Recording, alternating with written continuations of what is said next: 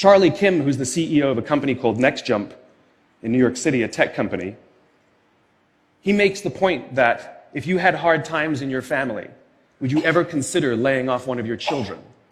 We would never do it. Then why do we consider laying off people inside our organization? Charlie implemented a policy of lifetime employment. If you get a job at NextJump, you cannot get fired for performance issues.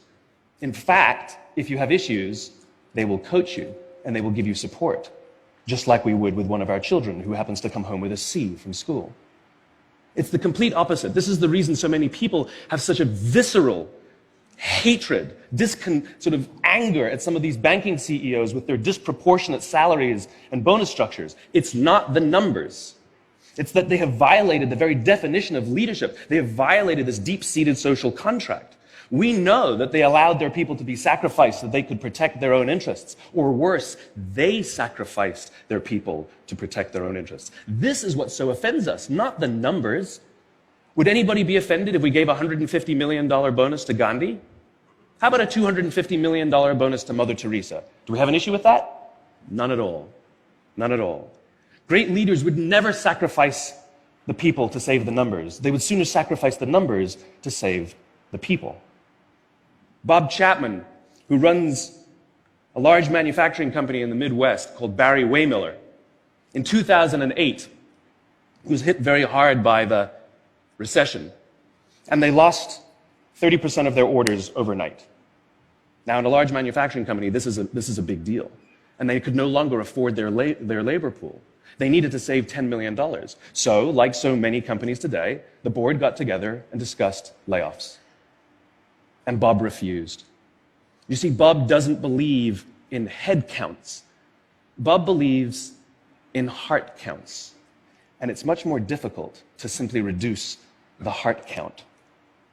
And so they came up with a furlough program.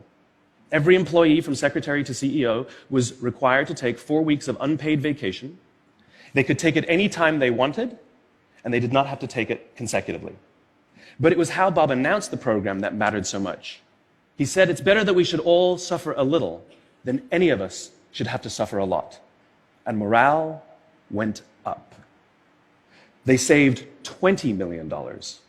And most importantly, as would be expected, when the people feel safe and protected by the leadership in the organization, the natural reaction is to trust and cooperate. And quite spontaneously, nobody expected, people started trading with each other. Those who could afford it more would trade with those who could afford it less. People would take 5 weeks so that somebody else only had to take 3. Leadership is a choice. It is not a rank. I know many people at the senior-most levels of organizations who are absolutely not leaders. They are authorities, and we do what they say because they have authority over us, but we would not follow them. And I know many people who are at the bottoms of organizations who have no authority, and they are absolutely leaders. And this is because they have chosen to look after the person to the left of them, and they have chosen to look after the person to the right of them. This is what a leader is. I heard a story of some Marines who were out in theater, and as is the Marine custom, the officer ate last, and he let his men eat first. And when they were done, there was no food left for him. And when they went back out in the field, his men brought him some of their food so that he may eat. Because that's what happens. We call them leaders because they go first. We call them leaders because they take the risk before anybody else does. We call them leaders because they will choose to sacrifice so that their people may be safe and protected, and so their people may gain. And when we do, the natural response is that our people will sacrifice for us. They will give us their blood and sweat and tears to see that their leader's vision comes to life. And when we ask them, why would you do that? Why would you give your blood and sweat and tears for that person? They all say the same thing. Because they would have done it for me. And isn't that the organization we would all like to work in? Thank you very much. Thank you.